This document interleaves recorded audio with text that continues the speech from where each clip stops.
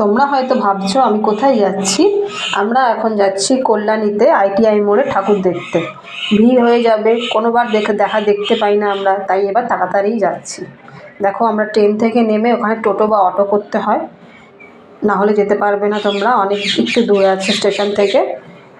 আর রাস্তায় যেতে যেতে একটা মন্দির দেখলাম মায়ের, সেই মায়ের মন্দিরটা তোমাদেরকে একটু দেখালাম, দূর থেকেই দেখালাম টোটোতে বসে। কালী মন্দির ছিল, খুব ভালো লাগলো। তারপরেই দেখো আমরা এসেছি কল্যাণী ঠাকুর দেখতে। এটা নাকি বাইরের দেশে কোনো একটা মন্দির করেছে, যাই হোক ঝিনুক দিয়ে পুরো করেছে প্যান্ডেলটা। আর ভেতরে মাকে সোনা দিয়ে সাজিয়েছে, সোনার গয়না দিয়ে সাজিয়েছে। কারণ প্রতিবার এখানে ভিড় হয়, এত ভিড় হয়। আর জায়গাটা এমন জায়গায় কোনো প্রসেস নেই, রাস্তার ওপরে গাড়ির জ্যাম রয়েছে, তারপরে লোকের জ্যাম, মানে একদম পদ্ধতি ওদের খুব একটা ভালো না। ঘুরিয়ে ঠাকুর দুদিক থেকে বাঁশ দিয়ে দিয়েছে, দুদিক থেকে ঘুরিয়ে ঠাকুর ভিতরে মণ্ডপে যেতে হবে তোমাদেরকে। এই দেখো এখানে পুরো বাঁশ দেওয়া আছে, পুরো রাউন্ড করে যেতে হবে।